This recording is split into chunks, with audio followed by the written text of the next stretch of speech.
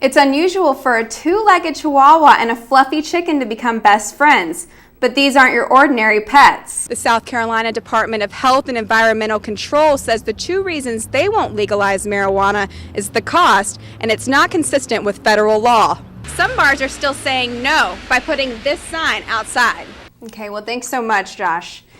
It was announced this morning that the law enforcement torch run for Special Olympics raised over $600,000. The Lady Gamecocks are 24-2 and will face Florida in a home game at 1 p.m. on Sunday. After 3 long days of snow and ice, people are finally able to get out of their house and enjoy this beautiful weather.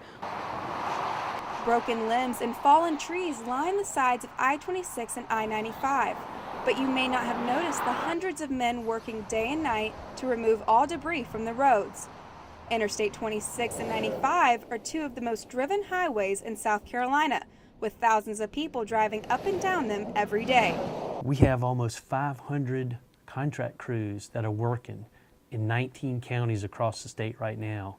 And as of yesterday, we've removed about 278,000 cubic yards of debris. The South Carolina DOT has had workers picking up debris on the highway for 2 weeks now. Worker Randy Hughes says he's been out there every day with chainsaw in hand, cutting down anything that could possibly cause problems for drivers. We're just cutting back some of the brush till we get the machines in to clean everything up and pick it up, just to make the emergency lane clear so if anybody needs to get off the road. Cook is the state maintenance engineer for the South Carolina DOT. He says he works with all counties to plan the best ways to keep traffic flowing. So we actually met this morning and we're revising our traffic control plan. We're going to try to do most of the work just with a shoulder closure only. While the South Carolina Department of Transportation acknowledges that there will be traffic on the roads during this time, they're trying to accommodate all drivers and workers by working at times where there are less cars on the road.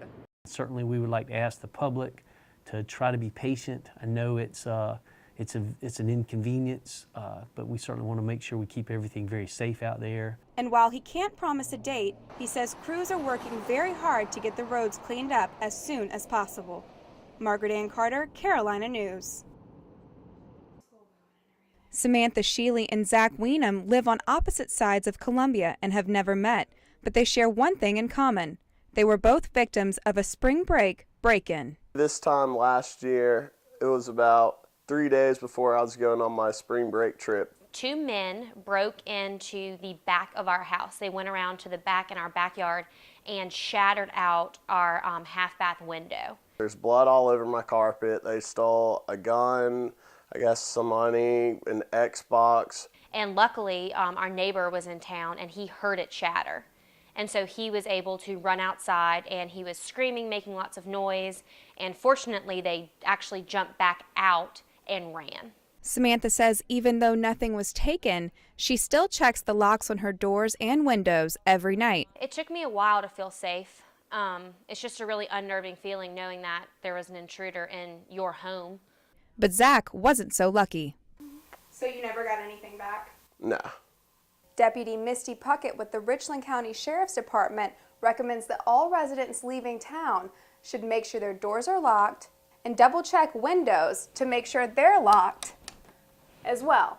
A lot of times people know that spring breakers are out of town, so they know that their home apartment is vacant. Deputy Puckett says in addition to making sure your home is secure, residents leaving town should set their lights and TVs on a timer in order to set the appearance that someone is home.